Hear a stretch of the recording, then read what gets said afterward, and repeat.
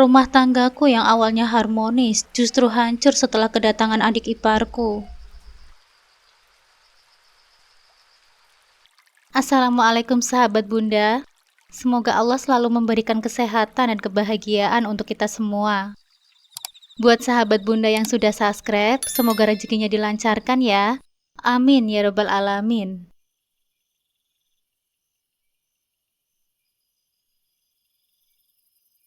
Dalam setiap langkahku menuju pelaminan 12 tahun yang lalu, tak pernah terlintas sedikit pun di benakku bahwa hari ini akan datang. Hari di mana setelah keyakinan yang telah terbangun perlahan runtuh, bagaikan istana pasir yang diterjang ombak. Wahyu suamiku, sosok yang dulu begitu kukagumi dan kuanggap sebagai pelindung, kini menjadi sumber luka yang paling dalam di hatiku. Kami memang belum dikaruniai anak, namun bagiku, cinta yang tulus tak memerlukan syarat apapun untuk bertahan. Aku selalu percaya bahwa kehadiran buah hati adalah anugerah yang tak bisa dipaksakan, dan bahwa kebahagiaan sejati terletak pada kesetiaan dan saling pengertian di antara kami. Namun, siapa yang bisa menduga bahwa di balik semua senyum yang terpancar dari bibirku, ada rahasia gelap yang ia sembunyikan. Rahasia yang tak hanya mengkhianati cinta kami, tetapi juga menghancurkan seluruh kepercayaanku pada makna keluarga.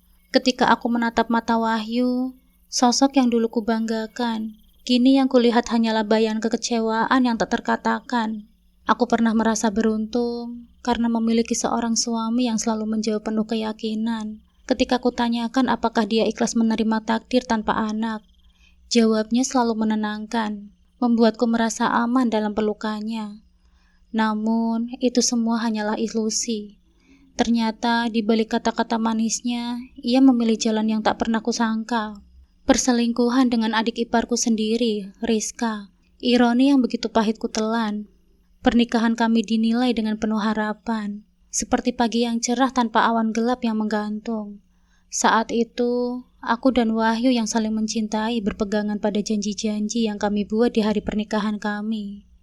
Kami mungkin tidak memiliki banyak hal, keadaan ekonomi kami belum begitu stabil, namun cinta kami seolah cukup untuk menutupi segala kekurangan yang ada. Kami berdua bekerja keras, aku sebagai pegawai administrasi di sebuah kantor kecil, dan Wahyu sebagai teknisi di sebuah bengkel otomotif. Kami menjalani hari-hari dengan penuh semangat. Setiap hari dimulai dengan rutinitas yang hampir sama. Aku akan bangun lebih awal, menyiapkan sarapan, dan menunggu Wahyu di meja makan, dengan wajah yang selalu menyiratkan rasa tenang dan keyakinan. Setelah sarapan bersama, kami akan berangkat bekerja, berharap bisa pulang dengan senyum yang sama di penghujung hari. Meskipun tak ada hal yang luar biasa di dalam kehidupan sehari-hari kami, ada kebahagiaan sederhana dalam kebersamaan itu. Setidaknya, begitulah yang kurasakan. Namun, ada satu hal yang selalu menjadi bayangan kalbu dalam pernikahan kami. Ketidakadaan anak. Seiring berjalannya waktu, pertanyaan dari keluarga besar dan teman-teman mulai bermunculan. Kapan punya momongan? Pertanyaan itu datang dengan nada ringan, seolah mereka tak menyadari betapa menyakitkannya bagi kami. Setiap kali pertanyaan itu terlontar, aku akan tersenyum dan berkata, "Belum waktunya. Mungkin masih menunggu saat yang tepat." Di balik senyum itu, hatiku sering terasa berat. Aku tahu, Wahyu pun merasakan hal yang sama. Meskipun dia tidak pernah mengatakannya secara langsung, aku bisa melihat kekosongan di matanya setiap kali mengunjungi teman yang baru saja memiliki bayi. Namun, Wahyu selalu berhasil menyembunyikan perasaannya dengan baik. Aku selalu bertanya pada Wahyu, apakah dia benar-benar ikhlas menerima kenyataan bahwa hingga ini kami belum dikaruniai anak? Setiap kali, dia akan menjawab dengan tenang, "Kalau ini memang sudah digariskan, ya harus diterima." Jawaban itu selalu membuatku merasa tenang. Dalam hatiku, aku bersyukur memiliki suami yang nampaknya bisa menerima segalanya dengan lapang dada. Kata-katanya yang penuh keyakinan, seolah menjadi penguat bagi hatiku yang kadang diliputi kekhawatiran. Aku yakin bahwa kami bisa melewati ini bersama, bahwa cinta kami lebih besar dari sekedar masalah keturunan. Namun, di balik ketenangan itu, Aku tidak bisa memungkiri bahwa ada sesuatu yang terasa tidak seimbang dalam pernikahan kami. Setiap kali kami menghadiri acara keluarga, rasa iri seringkali melintas saat melihat kebahagiaan orang lain yang dikelilingi oleh anak-anak mereka. Meski Wahyu selalu mencoba mengalihkan perhatiannya dengan guyonan atau obrolan ringan, aku tahu di dalam hati kecilnya, dia juga mendambakan sesuatu yang tak pernah ia ungkapkan secara terbuka. Meskipun begitu, kami menjalani kehidupan kami dengan cinta yang nampaknya tak tergoyahkan. Kami berusaha mengisi kekosongan itu dengan berbagai aktivitas, berlibur bersama, dan mencoba menikmati waktu-waktu berkualitas berdua. Kami menghibur diri dengan berpendapat bahwa Tuhan mungkin menyiapkan rencana lain untuk kami. Pernikahan tanpa anak tidak pernah kami anggap sebagai kegagalan, melainkan sebagai bentuk ujian yang harus kami terima dan jalani dengan ikhlas. Keharmonisan keluargaku yang telah terbangun dengan penuh cinta dan kesabaran mulai mengalami perubahan besar ketika adikku Rian datang dengan membawa kabar yang tak mengenakan. Pernikahannya yang selama ini nampak baik-baik saja ternyata menyimpan badai besar yang tak terduga. Rian, adik kandungku yang selalu kuanggap sebagai lelaki setia, tiba-tiba menunjukkan tanda-tanda masalah serius dalam rumah tangganya. Dia meninggalkan Rizka, istrinya, dan anak mereka yang baru berumur 2 tahun, demi perempuan lain yang entah dari mana munculnya. Pengkhianatan itu membuat Rizka terpaksa menanggung beban berat sendirian. Sebagai seorang kakak, aku merasa terpanggil untuk membantunya.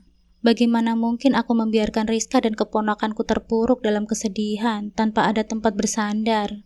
Aku berjanji dalam hatiku sendiri, aku akan menjaga mereka seperti keluargaku sendiri. Aku ingin menjadi sandaran yang kuat bagi Rizka, tempat di mana dia bisa merasakan bahwa masih ada cinta dan kepedulian di dunia ini, meski suaminya telah mengkhianati janji suci pernikahan mereka. Rizka mulai sering datang ke rumah, membawa serta keponakanku yang selalu ceria, meski tidak sepenuhnya mengerti apa yang sedang terjadi. Di setiap tatapan polosnya, aku melihat masa depan yang perlu dilindungi. Kami pun semakin dekat, seperti dua sahabat yang menemukan kembali kehangatan persaudaraan di tengah badai kehidupan.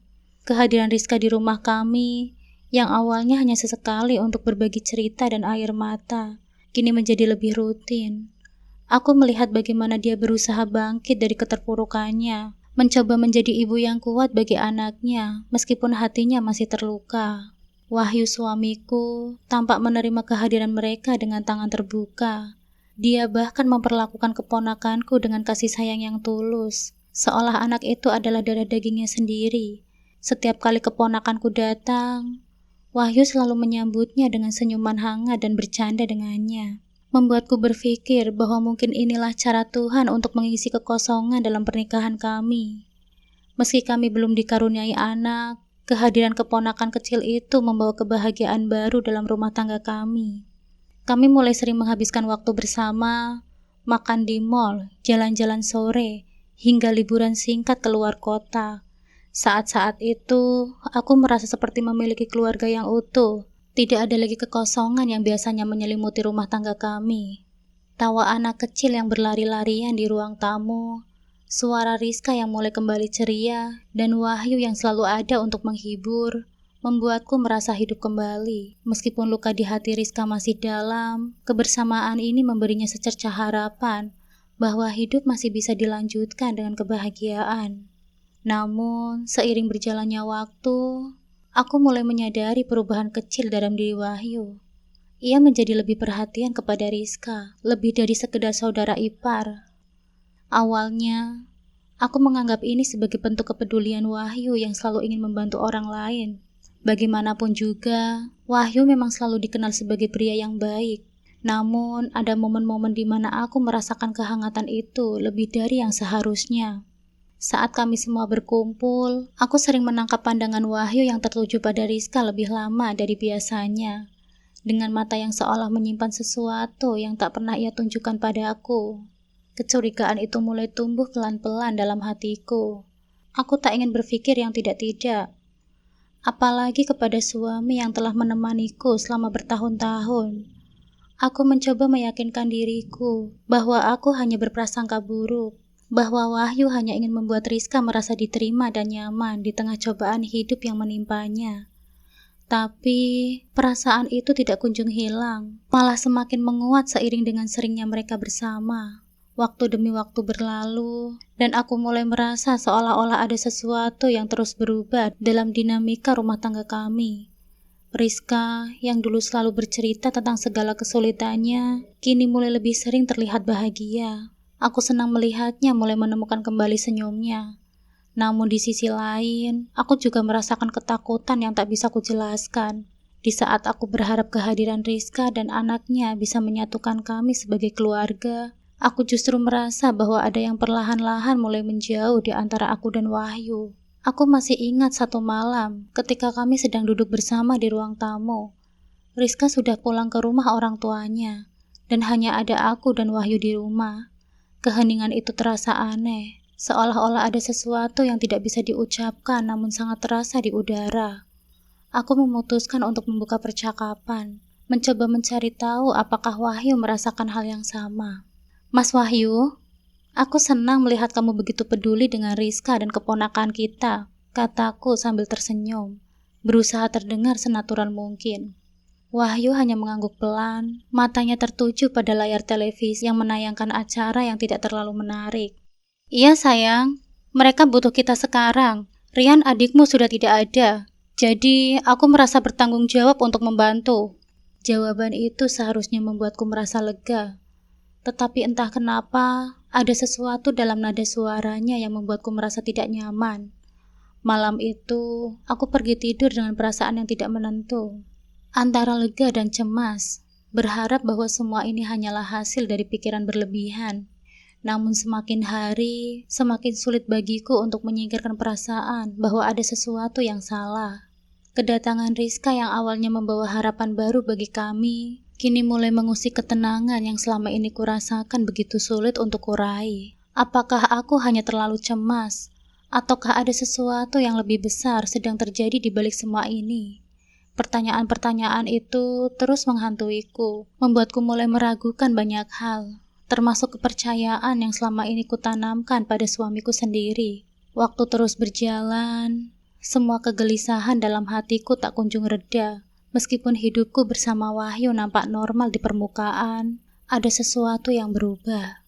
Setiap kali aku melihat Wahyu dan Rizka bersama, ada perasaan aneh yang mengganjal, seolah ada yang tidak beres. Padahal, aku tahu Wahyu adalah sosok yang penyayang dan peduli. Begitu juga dengan Rizka, yang selama ini selalu menunjukkan sikap hormat dan penuh kesopanan. Tapi entah kenapa, setiap kali mereka bercanda atau tertawa bersama, perasaan cemas itu semakin kuat menghantui pikiranku. Awalnya, aku berusaha keras mengabaikan perasaan itu. Aku meyakinkan diriku bahwa aku hanya berprasangka buruk, dan membawa kecurigaanku tak beralasan. Bagaimanapun, Wahyu adalah suamiku, lelaki yang selama ini aku percaya sepenuhnya. Sementara itu, Rizka adalah adik iparku, seorang perempuan yang sedang menghadapi cobaan berat dalam hidupnya. Tidak mungkin ada sesuatu yang tidak pantas terjadi di antara mereka. Tetapi, semakin lama aku mencoba mengabaikannya, semakin sulit untuk menepis rasa curiga yang terus tumbuh di hatiku. Suatu sore, setelah seharian merasa terganggu oleh pikiran ini, aku memberanikan diri untuk berbicara dengan Wahyu. Saat itu, kami sedang duduk di ruang tamu setelah makan malam. Anak Rizka sedang bermain di sudut ruangan, dan Rizka sendiri sedang berada di dapur membersihkan sisa-sisa makan malam. Aku menatap Wahyu yang sedang fokus menonton televisi, berusaha mencari waktu yang tepat untuk mengungkapkan perasaan yang telah lama ku pendam. Mas Wahyu, aku ingin berbicara sesuatu, Mas, kataku akhirnya. Suaraku terdengar lebih lemah dari yang aku harapkan. Wahyu menoleh, menatapku dengan sedikit kebingungan. Apa yang ingin kamu bicarakan, sayang? Aku mengambil nafas dalam-dalam sebelum akhirnya melanjutkan. Akhir-akhir ini, aku merasa aneh. Setiap kali aku melihat kamu dan Rizka bersama, ada perasaan tidak nyaman yang muncul. Mungkin ini hanyalah perasaanku saja, tapi aku merasa perlu untuk mengatakan ini padamu, Mas. Wahyu mendengarkanku dengan tenang, Namun ekspresinya perlahan berubah menjadi sesuatu yang tak pernah aku duga. Raut wajahnya yang biasanya lembut dan penuh kasih sayang, kini berubah menjadi marah. Dia menghela nafas panjang sebelum akhirnya menjawab, dan ketika suaranya keluar, itu bukan suara yang pernah kudengar sebelumnya, keras dan tajam. Daripada dengan Rizka, aku bisa mencari perempuan lain yang lebih dari Rizka, katanya dengan nada yang menusuk hatiku. Kata-katanya bagaikan tamparan keras yang menyadarkanku dari kenyataan semu yang selama ini kurasakan. Aku terpaku di tempat dudukku, tidak percaya dengan apa yang baru saja kudengar. Perkataan Wahyu begitu menyakitkan, seolah-olah dia meremehkan baik diriku ataupun Rizka. Apa maksud dari ucapannya itu? Apa ini cara dia untuk menyangkal kecurigaanku? Ataukah dia benar-benar marah karena aku meragukan kesetiaannya? Aku menelan ludah, mencoba menahan air mataku yang sudah mulai menggenang di pelupuk mataku. Maaf, Mas. Aku hanya khawatir. Aku tidak menuduh apa-apa, Mas Wahyu. Aku hanya ingin tahu kalau semuanya ini hanya perasaanku saja. Jawabku pelan, hampir berbisik. Wahyu menghela nafas lagi. Kali ini lebih dalam, dan aku bisa melihat ada kilatan emosi di matanya. Entah marah, kecewa, atau campuran keduanya. Sudah, jangan terlalu banyak berpikir yang tidak-tidak. Kita ini kan keluarga. Rizka butuh kita sekarang, jadi aku hanya berusaha membantu, katanya dengan nada yang lebih lembut, tapi tetap saja terdengar ketus. Aku mengangguk pelan, meskipun hatiku masih terasa sakit. Meski memang aku terlalu curiga, terlalu banyak berpikir hingga menciptakan masalah yang sebenarnya tidak ada, tapi ucapannya tadi terus terngiang di telingaku, menambah keraguan dalam hatiku. Namun, untuk menjaga kedamaian rumah tangga kami, aku memilih untuk mempercayai kata-kata Wahyu dan menenangkan diriku. Aku mencoba meyakinkan diriku bahwa semua ini hanyalah ilusi saja, bahwa rasa curiga ini hanyalah hasil dari pikiranku yang lelah dan khawatir. Namun, rasa cemas itu tidak berhenti di situ. Aku merasa perlu untuk berbicara dengan Rizka, meskipun aku ragu apakah itu keputusan yang tepat. Bagaimanapun, Rizka adalah adik iparku, dan aku tidak ingin menuduhnya tanpa dasar. Tapi rasa gelisah itu harus aku atasi. Suatu pagi, ketika Wahyu sudah berangkat bekerja, dan kami hanya berdua di rumah, aku akhirnya membuka percakapan dengan Rizka. Rizka, panggilku, mencoba terdengar sesantai mungkin. Aku ingin berbicara sesuatu denganmu. Rizka menoleh dari piring yang sedang dicucinya, lalu mengeringkan tangannya sebelum duduk di hadapanku. Ada apa, Mbak? Tanyanya dengan wajah polos, seolah tidak ada yang perlu dikhawatirkan. Aku menatapnya, mencari tanda-tanda apapun yang bisa menunjukkan perasaannya. Akhir-akhir ini, aku merasa aneh. Aku tahu kamu sedang menghadapi banyak masalah, dan aku sangat ingin membantu. Tapi, aku tidak bisa menahan perasaan bahwa ada sesuatu yang tidak beres. Setiap kali melihat kamu dan Wahyu bersama, aku merasa ada yang berbeda.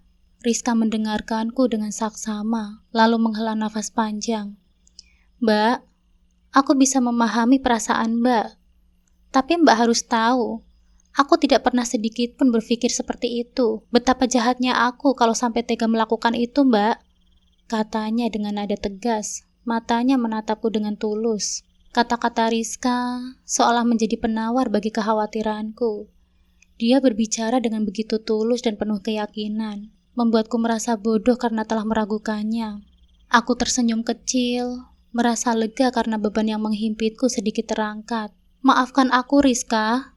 Aku hanya terlalu khawatir, kataku sambil meraih tangannya. Rizka membalas senyuman, mencengkram tanganku dengan lembut. Tidak apa-apa, Mbak. Aku mengerti. Kita ini kan keluarga, dan aku sangat berterima kasih karena Mbak dan Mas Wahyu sudah banyak membantuku. Aku mengangguk, merasa lebih tenang. Mungkin memang benar semua ini hanyalah ilusi yang diciptakan oleh ketakutanku sendiri. Aku memutuskan untuk kembali pada kehidupan yang nampak bahagia di permukaan, berusaha menyingkirkan semua rasa curiga yang telah tumbuh. Tapi di dalam hatiku, Ada bagian kecil yang masih meragukan semuanya, bertanya-tanya apakah kebahagiaan yang kurasakan saat ini benar-benar nyata, ataukah hanya ilusi yang aku ciptakan untuk menutupi kebenaran yang lebih pahit. Hari itu seharusnya menjadi momen bahagia. Aku sudah merencanakan pesta kecil untuk merayakan ulang tahun keponakanku, anak Rizka. Namun, di balik pesta kecil itu, ada perasaan aneh yang mengganjal di hatiku. Sejak pagi, kegelisahan menyelimuti pikiranku. Rasanya ada sesuatu yang salah, tetapi aku tidak tahu apakah itu. Setiap kali aku mencoba mengabaikannya, perasaan itu justru semakin kuat. Saat aku melihat Wahyu berinteraksi dengan Rizka, meskipun hanya sekilas, kecemasan itu kembali menghantui pikiranku. Tapi seperti biasa, aku mengesampingkan perasaan itu, meyakinkan diriku bahwa ini hanya ketakutan yang tak berdasar. Sekitar jam 4 sore, aku menerima telepon dari kerabatku yang membuat seluruh dunia seolah berhenti berputar. Suaranya terdengar cemas, dan dia memintaku untuk segera pulang ke rumah. Ada sesuatu yang harus kamu lihat sendiri, katanya dengan nada yang tidak bisa diartikan sebagai hal baik. Aku bingung dan khawatir, tetapi aku mencoba menenangkan diriku. Saat aku sampai di rumah kerabatku, hatiku sudah dipenuhi dengan rasa takut yang semakin besar. Aku masuk ke dalam rumah dengan tangan gemetar, merasa ada sesuatu yang buruk sedang menantiku. Apa yang kutemukan di sana menghancurkan seluruh kepercayaanku pada cinta, kesetiaan, dan keluarga. Aku menemukan bukti yang tak terbantahkan, pesan-pesan di ponsel, foto-foto, bahkan saksi mata yang melihat mereka bersama. Kenyataan pahit menamparku dengan keras. Wahyu suamiku dan Rizka adik iparku telah menjalin hubungan terlarang. Mereka bukan hanya sekedar berselingkuh, tetapi mereka juga melakukan zina. Pengkhianatan yang selama ini hanya menjadi bayangan buruk dalam pikiranku, kini terbukti nyata, lebih buruk dari yang pernah aku bayangkan. Dunia seolah runtuh di hadapanku. Rasanya seperti aku sedang berada di dalam mimpi buruk yang tidak ada ujungnya. Aku tidak percaya bahwa orang-orang yang begitu kusayangi tega mengkhianatiku dengan cara sekeji ini. Semua yang telah kuberikan dan kulakukan untuk mereka, semua pengorbanan dan kepercayaan yang kubangun, dibalas dengan perselingkuhan. Aku merasa seperti wanita yang paling bodoh di dunia, tertipu oleh cinta yang kuberikan tanpa syarat. Aku berdiri di sana, memegang bukti pengkhianatan mereka dengan tangan gemetar. Air mataku mengalir dengan deras, namun bukan hanya karena rasa sakit. Lebih dari itu, aku merasa dikhianati oleh dua orang yang paling aku percaya. Dua orang yang seharusnya menjadi sandaran dalam hidupku. Rizka, yang selalu kuanggap sebagai adikku, yang kuanggap sebagai bagian dari keluargaku sendiri, telah menusukku dari belakang. Dan Wahyu, lelaki yang telah menemaniku selama 12 tahun, yang berjanji untuk mencintaiku dalam suka maupun duka, telah mengkhianati janjinya dengan begitu mudahnya. Aku mencoba mencari penjelasan, mencoba memahami bagaimana semua ini bisa terjadi. Apakah ada sesuatu yang salah dalam pernikahan kami? Apakah aku terlalu sibuk dengan hal-hal lain, sehingga tidak menyadari perubahan dalam diri Wahyu? Atau apakah mereka hanya memanfaatkan kebaikan dan kepercayaanku? Namun, sekeras apapun aku mencoba mencari alasan, tidak ada yang bisa meringankan rasa sakit ini. Setiap pertanyaan yang muncul di benakku hanya menambah beban di hatiku. Aku merasa hancur, seolah-olah seluruh hidupku yang selama ini terasa stabil dan aman, kini hancur berkeping-keping. Aku memutuskan untuk menghadapi kenyataan yang sudah lama menghantuiku. Aku menghubungi Wahyu, mencoba tetap tenang, meski hatiku sudah remuk. "Di mana kamu sekarang, Mas?" tanyaku, berusaha menjaga suaraku agar tetap stabil. Dia menjawab dengan nada biasa, seolah tidak ada yang salah. "Aku sedang beli kado untuk keponakan kita." Kalimat itu, yang seharusnya terdengar hangat, justru membuatku semakin hancur. Aku sudah tahu yang sebenarnya, mereka pergi bersama. Beberapa menit kemudian, Wahyu dan Rizka tiba di rumah. Saat pintu terbuka, aku merasakan gelombang emosi yang tak terbendung. Mereka masuk dengan senyum kecil, seolah-olah semua berjalan dengan normal. Tapi bagiku, ini adalah momen yang telah menghancurkan seluruh fondasi kepercayaanku. Amarah dan rasa sakit yang selama ini aku pendam meledak begitu saja. Dengan suara yang bergetar, aku berteriak kepada mereka. Kata-kata yang keluar dari mulutku tak lagi aku kendalikan. Mas Wahyu, Priska, bagaimana kalian bisa melakukan ini kepadaku? Kalian tahu betapa aku mencintai kalian. Dan ini balasan yang aku terima. Air mataku mengalir deras, tidak ada lagi upaya untuk menahan rasa sakit itu. Rizka langsung meminta maaf berkali-kali, matanya penuh dengan penyesalan. Suaranya penuh dengan isak tangis, tapi kata maaf itu tidak cukup. Tidak akan pernah cukup untuk menghapus luka yang telah mereka ciptakan. Kata-katanya, meskipun penuh dengan penyesalan, hanya menambah perasaan pengkhianatan yang menusuk di hatiku. Sementara itu, Wahyu hanya berdiri di sana. Dia tidak mengatakan apa-apa untuk membela diri atau menjelaskan situasinya. Tatapannya kosong, seolah-olah dia tidak tahu harus berkata apa. Keheningan yang dia berikan justru membuat amarahku semakin membara.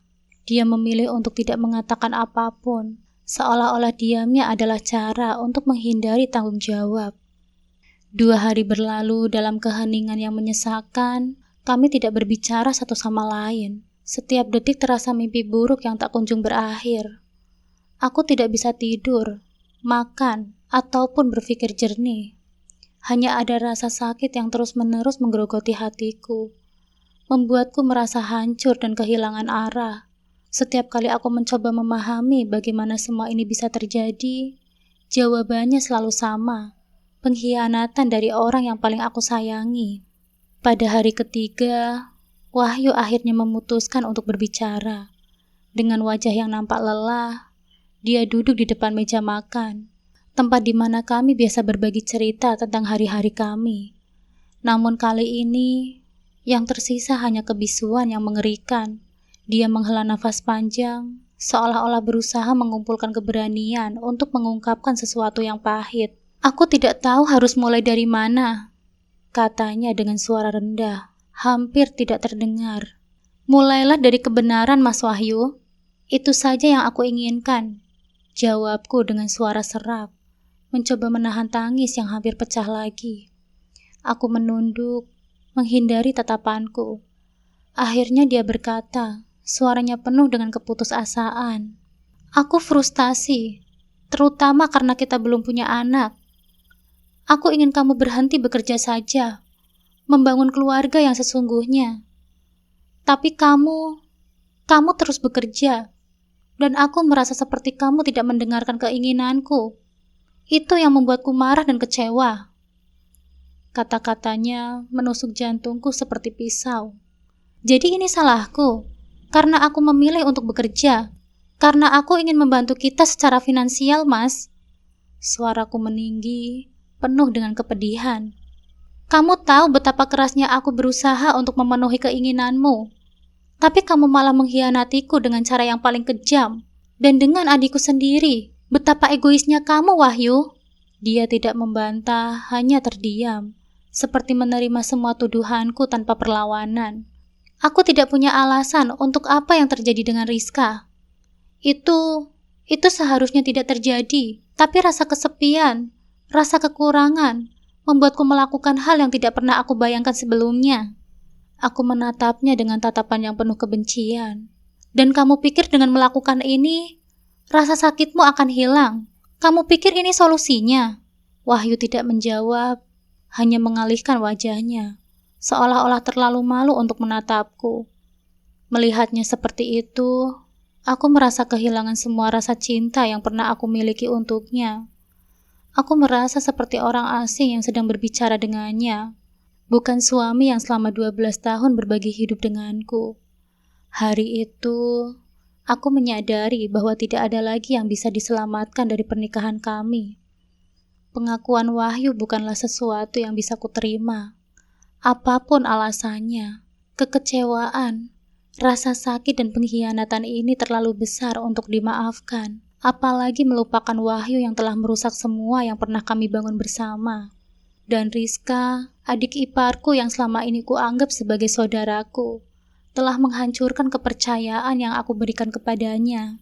Setelah pengakuan yang menyayat hatiku, aku merasa seperti terjebak dalam pusaran emosi yang tak kunjung reda.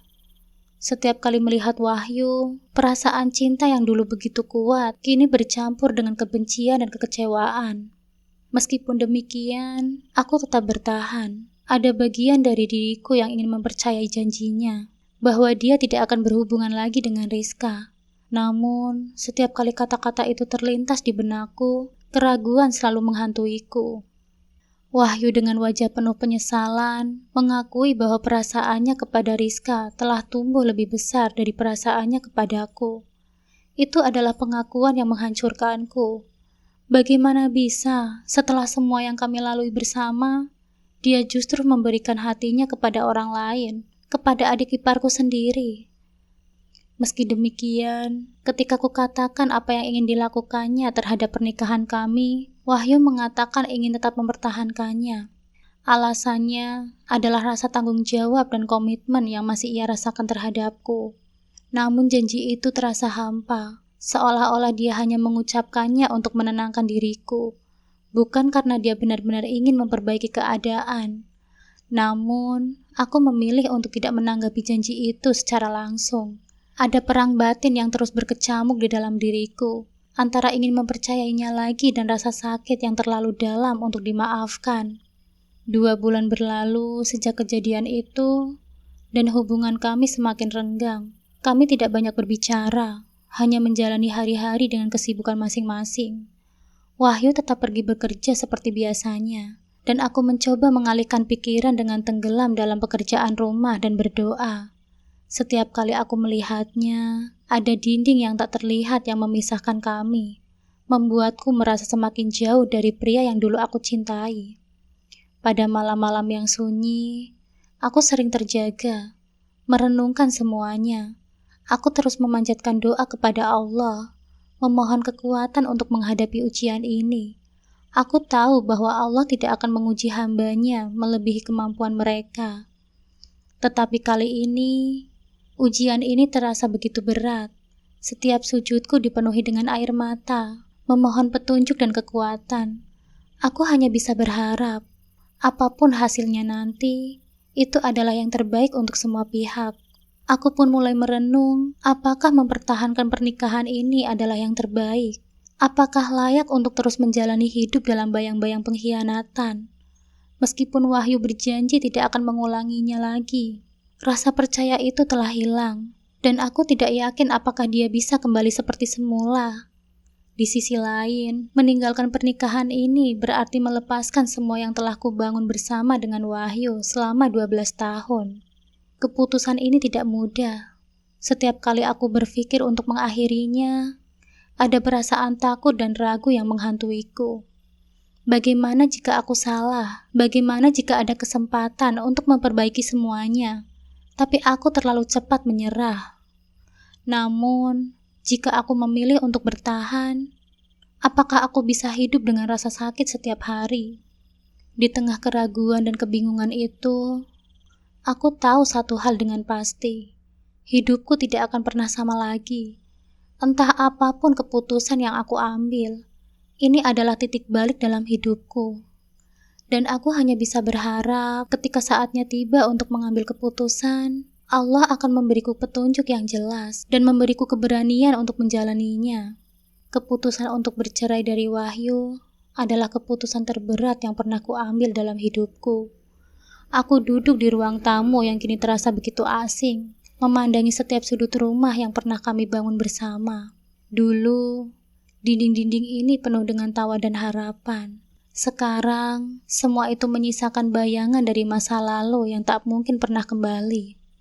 Setelah melalui berbagai pertimbangan, aku akhirnya memutuskan bahwa pernikahan adalah jalan yang terbaik bagi kami berdua. Aku menyadari bahwa Wahyu sudah tidak lagi memiliki cinta untukku. Perasaan yang dulu pernah begitu kuat, kini hanya tersisa dalam bentuk kenangan yang terasa pahit. Lebih dari itu, aku juga sadar bahwa jika pernikahan ini dilanjutkan, hanya akan ada luka yang semakin dalam, baik untuk diriku maupun untuk dirinya. Meninggalkan Wahyu bukanlah hal yang mudah. Setiap langkah yang kuambil menuju kehidupan baru terasa begitu berat, seperti meninggalkan sebagian dari diriku sendiri. Namun, aku tahu bahwa aku harus kuat. Kehidupan bersama Wahyu sudah berakhir, dan sekarang adalah waktunya untuk memulai babak baru, meski harus kulalui sendirian. Hari-hari pertama setelah perceraian dipenuhi dengan kekosongan dan menyesakan. Aku sering terbangun di tengah malam, merasakan kehadiran Wahyu yang tak lagi ada di sisiku. Kadang-kadang aku bertanya-tanya, apakah keputusan ini benar? Apakah ada jalan lain yang bisa kami tempuh untuk menyelamatkan pernikahan kami? Namun, setiap kali perasaan ragu itu muncul, aku kembali diingatkan oleh rasa sakit yang kualami. Aku tahu bahwa bertahan hanya akan memperpanjang penderitaan. Kini, aku mulai menjalani kehidupan baru tanpa Wahyu. Kehidupan yang awalnya terasa asing dan sepi. Perlahan-lahan mulai kuhiasi dengan harapan-harapan kecil. Aku mencoba menemukan kebahagiaan dalam hal-hal sederhana, menata ulang rumah, belajar memasak dengan resep-resep baru, dan menghabiskan waktu dengan sahabat-sahabatku yang selalu setia mendukungku. Meski begitu, ada satu hal yang terus menghantuiku, rasa bersalah. Aku merasa bahwa kehancuran pernikahanku tidak sepenuhnya kesalahan Wahyu. Ada bagian dari diriku yang juga harus bertanggung jawab atas semua ini. Aku terlalu baik terhadap Rizka, adik iparku, yang pada akhirnya merusak segalanya. Aku membiarkan mereka terlalu dekat, tanpa menyadari bahwa kehadiran Rizka dalam hidup kami akan membawa bencana. Namun, dari semua rasa sakit ini, aku belajar satu hal yang penting, kekuatan untuk memaafkan. Memaafkan Wahyu atas semua pengkhianatannya. Memaafkan Rizka atas pengkhianatan yang telah ia lakukan sebagai adik iparku. Dan yang paling sulit, memaafkan diriku sendiri atas segala kekurangan yang mungkin menjadi penyebab kehancuran pernikahan ini. Memaafkan bukanlah berarti melupakan, tetapi itu adalah langkah pertama untuk menemukan kedamaian di tengah badai yang mengoyak hidupku. Aku menyerahkan segala sesuatu kepada Tuhan, karena hanya dengan begitulah aku bisa menemukan ketenangan. Meskipun masa depanku penuh dengan ketidakpastian, aku yakin bahwa pada akhirnya, semua ini akan berujung pada kebaikan yang tidak pernah kusangka sebelumnya. Perjalananku mungkin belum usai, dan mungkin ada banyak tantangan di depanku. Tapi satu hal yang pasti, aku akan menghadapi semua dengan kepala yang tegak dan hati yang lebih kuat. Aku percaya bahwa Tuhan punya rencana yang lebih baik untukku.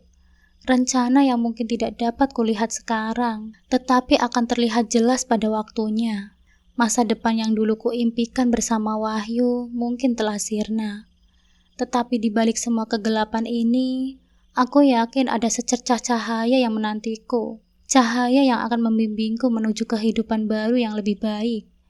Dan di mana aku bisa menemukan kebahagiaan sejati, bukan dalam sosok orang lain, tetapi dalam diriku sendiri.